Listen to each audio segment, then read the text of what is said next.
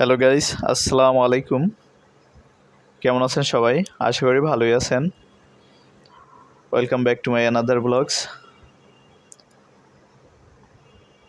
আমাদের সেই বিখ্যাত গীতিকার ও সুরকার দ্বিজেন্দ্রলাল রায়, তার একটি বিখ্যাত গান আছে যেটি বাংলাদেশের জাতীয় সঙ্গীত হওয়ার প্রস্তাবনাও এসেছিল এবং সম্ভাবনাও ছিল, যদিও সেটি পাশ না হয়ে রবীন্দ্রনাথের আমার সোনার বাংলা সেটিই হয়েছে। যাই হোক, সে বিতর্কে আর যাব না। সেই বিখ্যাত গান যেটির গীতিকার এবং সুরকার দ্বিজেন্দ্রলাল রায় নিজেই। ধন ধান্য পুষ্প ভরা আমাদের এই বসুন্ধরা, তাহার মাঝে আছে দেশ এক সকল দেশের সেরা, ও সে স্বপ্ন দিয়ে তৈরি সে দেশ স্মৃতি দিয়ে ঘেরা। এমন দেশটি কোথাও খুঁজে পাবে না কো তুমি, ও সে সকল দেশের রানী সে যে আমার জন্মভূমি। গান গাইতে পারলে ভালোই হইতো, যদিও কবিতার মতন হয়ে গেছে। যাক, নেক্সট প্র্যাকটিস করব। ঠিক আছে বন্ধুরা, কবি জীবনানন্দ দাশ বেঁচে থাকলে হয়তো কিছু একটা লিখতেন এই স্থানটি নিয়ে। তার বাড়ির পাশে পিরোজপুর বাস স্ট্যান্ড থেকে মাত্র 20 টাকা রিক্সা ভাড়ায় নামাজপুর গ্রামে বলেশ্বর নদীর তীরে অবস্থিত প্রাকৃতিক সৌন্দর্য রূপে গুণে ভরপুর আমাদের পিরোজপুর জেলার পিরোজপুর ডিসি পার্কটি অবস্থিত। এটি পিরোজপুরের রিভার ভিউ নামেও খ্যাত। বলেশ্বর নদীর তীরে 2010 সালে এটি প্রথম নির্মাণ করা হয়। 2014 সালে তৎকালীন ডিসি অফিসের উপর এই পার্কটির সার্বিক দায়িত্ব পড়ে। 2015 সালে বন বিভাগ জলবায়ু পরিবর্তন ট্রাস্ট ফান্ডের অর্থায়নে পার্কটির উন্নয়ন প্রকল্প হাতে নেয়। বন্ধুরা, এই পার্কটি সকাল 10টা থেকে বিকেল 5টা পর্যন্ত সর্বসাধারণের জন্য উন্মুক্ত থাকে এবং এর প্রবেশ মূল্য মাত্র 20 টাকা। 5 বছরের নিচের শিশুদের প্রবেশ ফ্রি, কোনো মূল্য দিতে হয় না। এখানে অবস্থিত একটি 5তলা ওয়াচ টাওয়ার আছে, এখান থেকে উপভোগ করতে পারেন বলেশ্বর নদীর অকৃত্রিম সৌন্দর্য। এই পার্কটি পিরোজপুর রিভার ভিউ বা ইকো পার্ক নামেও পরিচিত। সাবেক স্বনামধন্য ডিসি মনসুর রাজা চৌধুরী স্যার প্রকৃতিবান্ধব মানুষ এটি তৈরির উদ্যোগ গ্রহণ করেন। বন্ধুরা, আমাদের সালমান ব্লগসের সালমানকে আমরা দেখতে পাচ্ছি, সে দুষ্টুমি করতেছে সবুজ ঘাসের মধ্যে, উপরে সে খেলাধুলা করতেছে। এখানে এক আপুকে সে মনে হয় জলপরীর মতন তার শাড়ি বিছিয়ে আছে। যাই হোক, খুব সুন্দর, আপুর স্টাইলও ভালো। ওই সাইডে আরও আপুদেরকে দেখতে পাচ্ছি। বেশ মনোরম পরিবেশ, সবাই খুব আনন্দ এনজয় করতেছে, খুব সুন্দর দৃশ্য। এদিকে এক ভাই ক্যামেরা নিয়ে আসছে আমাদের মতন, সেও ভিডিও করতেছে। বেশ ভালো, বসার জন্য অনেক সুন্দর জায়গা আছে। বন্ধুরা, এই ওয়াচ টাওয়ার থেকে একটি ঘটনা আছে। ওয়াচ টাওয়ার ট্রেনে প্রেমে ব্যর্থতার দায়ে আব্দুল্লাহ সালমান, দেখ, এই ওয়াচ টাওয়ারের ঘটনাটা বলি। প্রেমের ব্যর্থতা নিয়ে বিষণ্ণতায় ভুগে এক তরুণী, সে সুইসাইড করছিল। তারপরে কিছুদিন যাবৎ এই ওয়াচ টাওয়ারটি বন্ধ করে দেওয়া হয়, সর্বসাধারণের ওঠা নিষিদ্ধ থাকে বা আটকে দেওয়া হয়। তো কিছুদিন পরে আবার খুলে দেওয়া হয়। সালমান, কি বলতেছো বাবা? রিফাত, তোমরা খেলা করো, দেখ আমরা আমাদের কাজ করি, তোমরা তোমাদের কাজ করো। এই পার্কটি 2022 সাল পর্যন্ত বেশ ভালোই পরিবেশ বান্ধব ছিল, কিন্তু তারপরে এটি লিজ দেওয়া হয়। ঠিকাদার এই প্রতিষ্ঠান বা সেই লিজ নেওয়া প্রতিষ্ঠান অতিরিক্ত মুনাফার আশায় কটেজ ভাড়া দিতে থাকে। এমনকি স্কুল কলেজে পড়ুয়া কতিপয় বখাটে ছেলেমেয়ে, সবাই না, কতিপয় বখাটে ছেলেমেয়ে এখানে এসে বেহায়াপনা, অশ্লীলতায়, নোংরামিতে, নষ্টমিতে তারা মত্ত হয়। যার একটি ভিডিও, বন্ধুরা আমাদের চ্যানেলটি সাবস্ক্রাইব করুন। আমাদের, যাই হোক, আহ, এখানে সে কতিপয় ছেলেমেয়েদের নোংরামি নষ্টমী একটি প্রতিবেদন দেশ টিভির কাছে পৌঁছায়। দেশ টিভি সেটি প্রতিবেদনটি প্রকাশ করলে পরে তৎকালীন ডিসি কঠোর পদক্ষেপ নেন এবং সেগুলো বন্ধ হয়ে যায়। আবার পার্কটি তার আপন গৌরবময় ঐতিহ্য ফিরে পায়।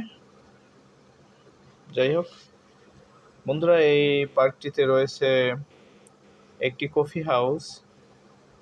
সালমান খুব খুশি, খুব এনজয় করতেছে। যাই হোক, ফোয়ারা, একটি লেকও রয়েছে। লেকের উপর রয়েছে দুটি কাঠের ব্রিজ এবং নিচে প্যাডেল বোর্ডের ব্যবস্থাও রয়েছে। পার্কটিতে মৌসুমী ফুলের বাগানও রয়েছে। বসার বেঞ্চ, গোল, ছাতা, দোলনা ও কিছু পেয়ারি রয়েছে। শিশুদের রেল ভ্রমণের সুযোগ রয়েছে। পুরা ভাইয়েরা আপু আদর করতেছে সালমানকে। তাদের সাথেও ক্যামেরা আছে। ক্যামেরার অভাব নেই, মোটামুটি পিরোজপুর ধনী হয়ে গেছে, তো আগের মতন সেই আর অভাবই নেই। এখানে অনেক বিখ্যাত ব্যক্তির জন্মস্থানও তো। বিখ্যাত শিল্পী খালিদ হাসান মিলু এই পিরোজপুরের সন্তান। তার বাড়ি এখান থেকে কাছাকাছি, পিরোজপুর শহরে। কবি আহসান হাবীব এই নামাজপুরের শঙ্কর বাসা এখানেই, তার বাড়ি এখানে। আল্লামা দিলওয়ার হোসেন সাঈদীর বাড়ি এই শঙ্কর বাসা, তাও এখান থেকে কাছাকাছি। রাজনৈতিক কোনো বিতর্কে যাচ্ছি না, সে নিয়ে ভালো মন্দ কিছুই বলতে চাচ্ছি না। যাই হোক, এখানে সালমানের খালাতো বোন সামনে আরমিন, তারপরে পিছনে সালমান বসে আছে তার আর একটা খালাতো ভাইয়ের কোলে। সালমান ছোটাছুটি করতেছে বলেশ্বর নদীর পাশেই।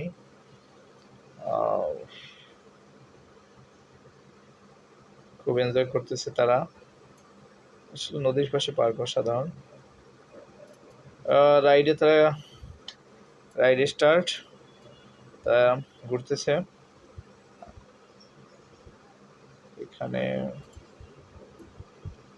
এই আরমিন, তারপরে সালমান, তার খালাতো ভাই আবদুল্লাহর কোলে বসা, তার পিছনে আরেকটা খালাতো ভাই রিভাত চলে গেল।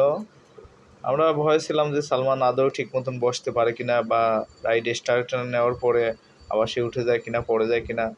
সেজন্য বলা হয়েছে আবদুল্লাহকে, তার খালাতো ভাই আবদুল্লাহকে যে শক্ত করে ধরে রাখো। আবদুল্লাহ খুব দায়িত্ব পালন করতেছে। গুলুগুলু সালমানকে খুব আদর করতেছে, খুব সযত্নে ধরে রাখছে। আর সালমানও দুষ্টমিও করতেছে না, সেও খুব এনজয় করতেছে, খুব আরাম ফিল করতেছে এবং অবাক হইতেছে। সারপ্রাইজ।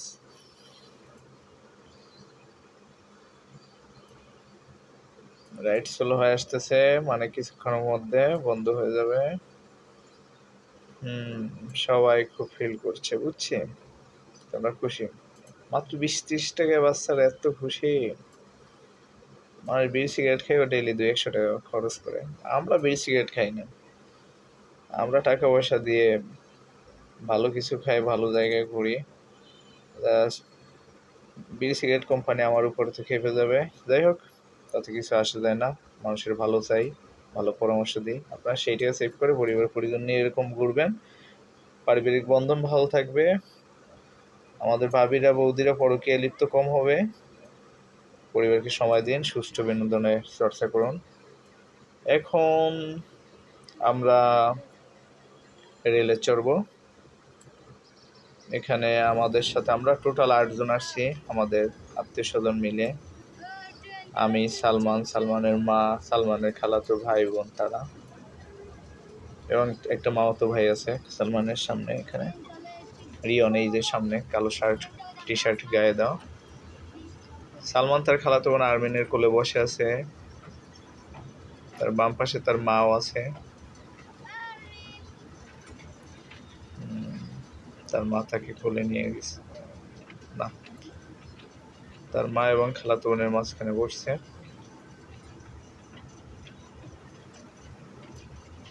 আরমিন চতুর্দিকে তাকিয়ে কি দেখছে, খুব খুশি বাচ্চারা। আসলে একটা সিগারেটের দামও 15-20 টাকা, একটা রাইডের দামও 20 টাকা 30 টাকা, ভালো তো।